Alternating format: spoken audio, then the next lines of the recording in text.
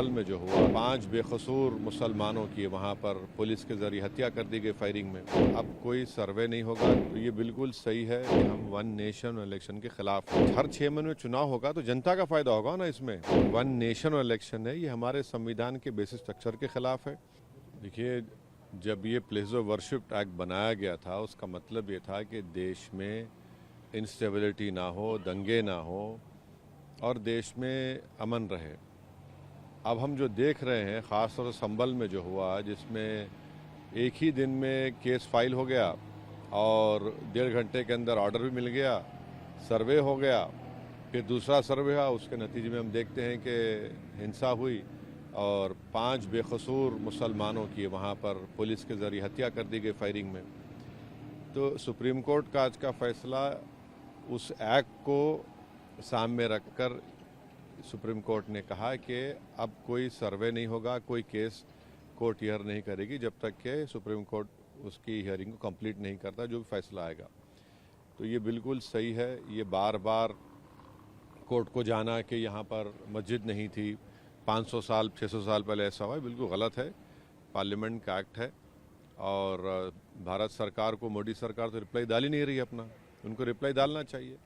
और ये अच्छा फैसला है, कम से कम इस पर दंगे नहीं होंगे, लोगों की जानें नहीं जाएंगी और गैर ज़रूरी जो 600 साल पहले 700 साल पहले, ये क्या मुल्क को आगे लेके जाएंगे या फिर क्या करेंगे हम लोग?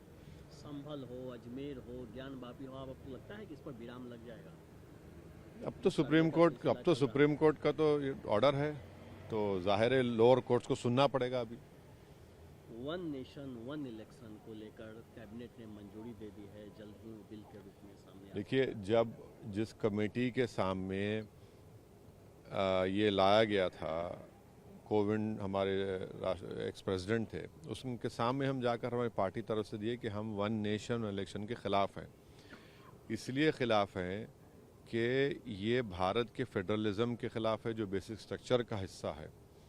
और स्टेट्स जो है ना, वो कोई पोटेंटेट्स नहीं है। एक स्टेट एक अलहदा बाज़ाब्ता इंडिपेंडेंट यूनिट है। और तीसरा ये है कि पैसे बचेंगे, क्या पैसे कैसे बचेंगे? पैसे तो अलॉट होते हैं हर इलेक्शन चुनाव के लिए। चौथी बात यह है कि प्रधानमंत्री बोलते हैं कि मॉडल कोड ऑफ कंडक्ट से डेवलपमेंट, ये झूठ है। मॉडल कोड ऑफ कंडक्ट ही तो था जिसकी वजह से आप रोकता नहीं है आपको। और अगर हर 6 महीने में चुनाव होगा तो जनता का फ़ायदा होगा ना इसमें, कि सरकार उनको वोट हासिल करने के लिए अपनी पॉलिसीज़ को चेंज करेगी, पेट्रोल की कीमतों में कमी आएगी, नई स्कीम का अनाउंस करेगी।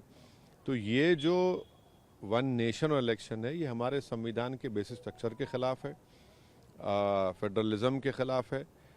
और इससे होगा क्या कि जितने रीजनल पार्टीज़ हैं कमज़ोर पड़ जाएंगी, क्योंकि लोकल विधानसभा के चुनाव में इशू अलग होगा, पार्लियामेंट के चुनाव में इलेक्शन मुद्दा अलग होगा, फिर लोकल बॉडीज़ में अलग होगा।